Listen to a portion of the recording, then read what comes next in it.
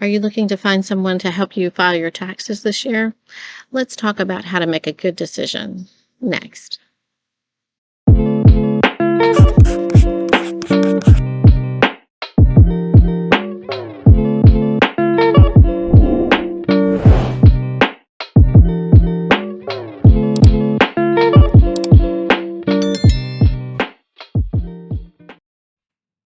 Hi, I am Allison Eddings. I'm a CPA in private tax practice. Welcome to my channel. Um, this week we are talking about how to choose a tax professional to help you prepare your returns. You know, we choose professionals all the time for all kinds of different things. One of the things that really hangs me up, honestly, is like finding things that are kind of not typical, like chiropractors or acupuncture or things like that, that it's not like, they're covered by my insurance and they're graded by this professional organization or that. I don't even know. So thought you might need some help in figuring out how to evaluate different tax preparers and who you should pick. Well, let me first start with letting you know there's three different kinds of tax preparers.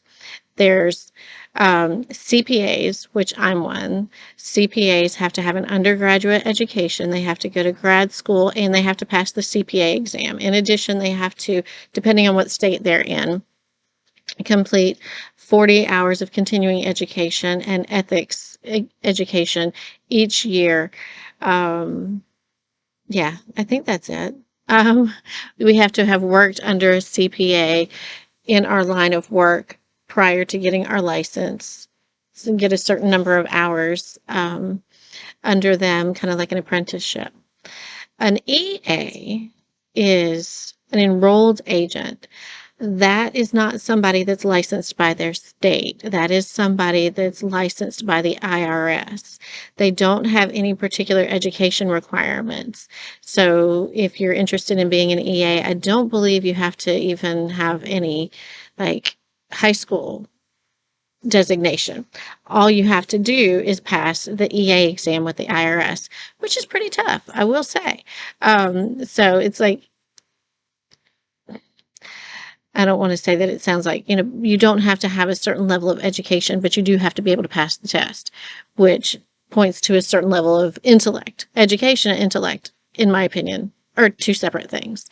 You can spend a whole lot of time getting an education and still not be a terribly, be able to use that information well. So, then you have the third group. So we've said CPAs, EAs, and unenrolled. And I will say, one of my since I have to do a lot of continuing ed, and I think EAs have to do continuing ed every year too, because I see EAs in my CPA continuing ed a lot. My favorite trainer is an EA. Like there's a lizard climbing behind my head.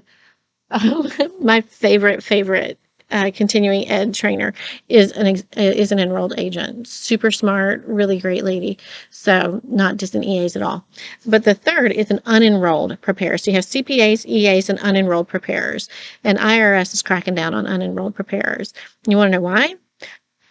Because it's like if you went to a guy that was not a surgeon, a licensed surgeon with malpractice insurance to get your appendix taken out and you die, what's your family going to do? I mean, yeah, maybe they can sue for, they can send you to prison for murder, but, there's no recourse really. You can't there's no malpractice insurance, so you don't get any kind of, settlement or help with that just because I slept in a Holiday Inn Express last night, so I'm going to take out your appendix. And that's not to say that there's not some unenrolled preparers that might really be very good at what they're doing. You should probably go take the EA exam, especially with the temperature of what's going on at the IRS, because IRS is trying to push out unenrolled preparers and take away what's called their P10, Preparer Tax ID number, so that they cannot prepare returns. And I will say that I've run into a number of clients who used unenrolled preparers who did not have P10s. It was just some guy that walked around with some forms and filled out the forms and took money from them and didn't sign the return or anything. If you have an unenrolled preparer, look and see if they signed your return. Because otherwise you're giving them money for really nothing. You're not transferring any liability. You're not transferring any risk. You don't know that they have any kind of special skill or knowledge. So I definitely shy away from that, particularly because an unenrolled preparer cannot talk to the IRS on your behalf. So let's say I get lots of notices every year. There's, especially in the COVID times with the stimulus payments, so we get notices all the time. Somebody told me that they got $1,200 in stimulus money, but they actually got $1,100, so there's an adjustment to the return and this, that, and the other. I can call the IRS when they get the notice, and I can say, hey, I did the return for, Jack Black, and Jack Black is concerned about this, and they can say, oh, thank you very much, Mrs. Eddings, PTIN number this, and your EFIN number this, and not EFIN, but, we had so many different ID numbers with the IRS. They can talk to me about that. If you have an unenrolled preparer that's not a CPA or an EA, they can't talk to the IRS for you. They can't help you. You're on your own. And if IRS pursues you, you can't go back and say, well, I depended on a professional's opinion. No, you don't get out with that. If, and I have that happen fairly frequently, and I try and make it float, that a client will come to me and somebody else prepared their return and there's a problem, and I'll use the defense, he depended on a professional opinion, which will work if it's a CPA or an EA. But if they're not, I often get that claim refused and they still have to pay the penalty. So, just so you know, the IRS has on their site some tips for how to choose a preparer. Like all of them, they're really great. One of the things you want to check and see, are they available after April 15th? Lots of people aren't, which is fine. They want to do taxes as a side hustle. Good for them. But when you get that notice in the summer, are they going to help you? I have a lot of people that reach out to me that they don't. The person that prepared their return is gone. They close up shop. They open January 2nd. They close April 15th. And you want somebody that can help you year round. You want a preparer that wants to see your records. Try not to get upset when a preparer asks to see your records. Now, me, I use what's called Materiality. Any accountant pretty much knows what Materiality is. If you say, I made $500 in charitable contributions this year, I might not want to see that. In part because it might not be enough for the threshold, or, other issues like that. But if you tell me that I made $50,000 last year, but I made $10,000 in charitable giving, I'm going to want to see that, because IRS is going to want to see that. And I've had enough experience to know what they're going to want to see. And so I'll just make a photocopy so that when IRS does come knocking, you don't have to do anything. I've already got the copy. So you do want somebody that's going to want to see your records. Avoid a practitioner that promises you bigger refunds than anybody else, or they bill you based on a percentage of their refund. Because think about it, how ethical is that? If I say, I'm going to bill you based on 25% of what your refund is, it behooves me to get a bigger refund for you, right? But that also would mean that I'm going to try and maybe not do things accurately. There really is only one correct answer for your return. And yeah, some people can dig and find more and more things, which is why you do want somebody who is going to take some effort and ask some questions. Usually, I cover a lot of that with my tax organizer that goes out the first week in January. That's going to remind you of a lot of things that you need to take a look at.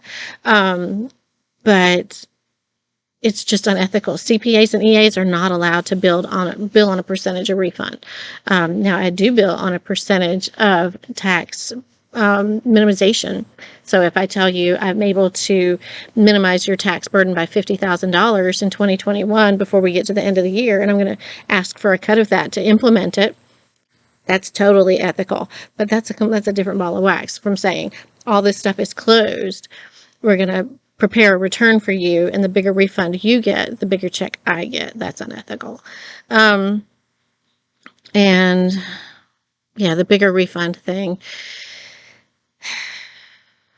you really kind of can't guarantee that. What you can guarantee is that you're going to ask the right questions. You're going to look under the right rocks. You're going to have the right conversation. I can't guarantee that you have put money in certain places that will allow for more tax minimization. I don't know that, not until I meet with you. So I can't guarantee that I'm going to, get this person more than this person. I can't do that. But what I can do is confirm that I'm going to ask the right questions. IRS does say to look at the BBB, the Better Business Bureau. I don't love that. You small business owners out there know you have to pay a fee to be a member of the BBB. And also, like, I looked up somebody in the BBB that I know, a doctor that I know has had criminal cases brought against him for malpractice in multiple states. Couldn't find him in the Better Business Bureau. So I don't know how much confidence I would put in that. I wonder if I don't even know. I mean, it's probably just old information. You guys know. You want to look at Google reviews. You want to ask friends. You want to see how long somebody's been in business. You really want to see how long somebody's been in business, because that's really the proof of the pudding. Because there might be somebody that's been 2, 3, 4 years.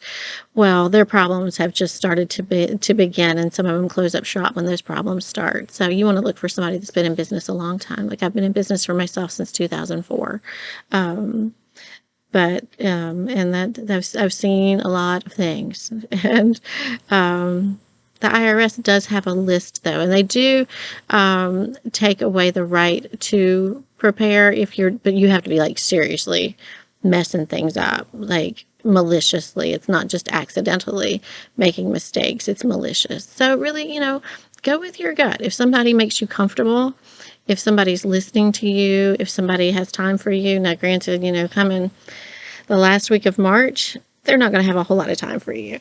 It's going to be a little bit crazy, and they're going to be a little bit frazzled, and they're going to be hungry. I'll admit it, they're hungry. If they're working hard, they're going to be hungry. So make a point of trying to reach out prior to that. Have a conversation. See how you feel about that preparer. Make sure they do have a professional designation that they can practice in the state where you live, that they've practiced in multi-state. Yeah, I did multi-state nexus education in California because I used to live there. So that's where I did my grad school. And that, especially right now in the era of COVID, where you work for somebody that's stationed in a different state than where you live, it can bring in a lot of issues. So I hope this was helpful, useful, practical. If so, I really would appreciate it if you would subscribe and like the video, share it with others. That just helps push it out to more people. It tells YouTube that this is useful information that somebody else might benefit from. So you guys have a great day, and I will see you again soon. Take care.